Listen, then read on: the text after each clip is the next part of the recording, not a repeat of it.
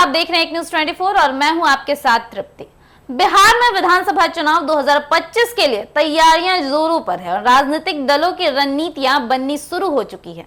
और इसी बीच लोक जनशक्ति पार्टी के एक बड़े नेता ने चौंकाने वाला बयान दिया है।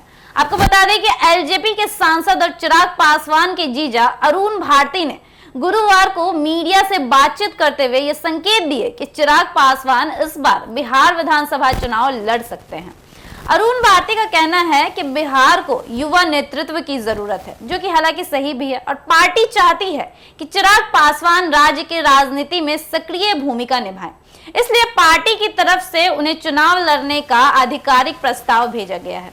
जब अरुण भारती से पूछा गया कि क्या चिराग पासवान अगला मुख्यमंत्री या उप मुख्यमंत्री बनने के दौर में हैं, तो उन्होंने कहा, बिहार का विधानसभा चुनाव प्रधानमंत्री नरेंद्र मोदी और मुख्यमंत्री नीतीश कुमार के चेहरे पर ही लड़ा जाएगा, लेकिन चिराग पासवान को विकास की दिशा में बड़ी भूमिका निभानी चाहिए।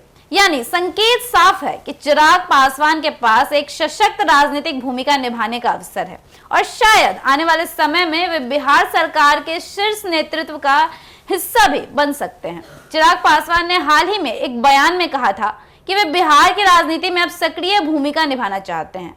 साथ ही उन्होंने कहा था कि बिहार के युवाओं और विकास के लिए वह सीधे तौर पर जिम्मेदारी लेना चाहते हैं। उनके इस बयान के बाद से ही उनके विधानसभा चुनाव लड़ने की अटकलें तेज हो गई थी। अब तक चिराग पासवान ने अपने पिता स्वर्गीय रामविलास पासवान की तरह ही केंद्र की राजनीति की है। वे फिलहाल मोदी सरकार में खाद्य प्रसंस्करण उद्योग मंत्री हैं और हाजीपुर लोकसभा सीट से सांसद हैं, जो कि उनके पिता की पारंपरिक सीट रही है।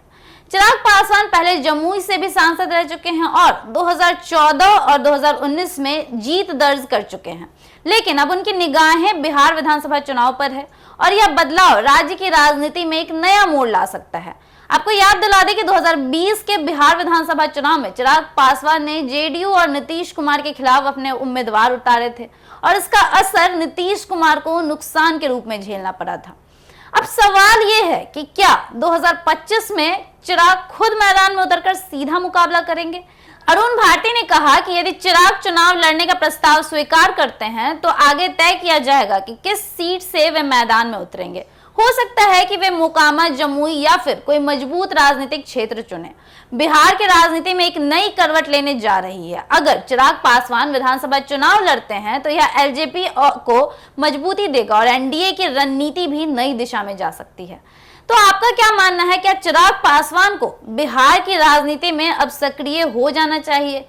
क्या वे मुख्यमंत्री पद के योग्य हैं? अपनी प्रतिक्रिया कमेंट सेक्शन में जरूर दें और ऐसी ही खबरों के लिए जुड़े रहें न्यूज़ 24 के साथ। दीजिएगा इजाजत। धन्यवाद।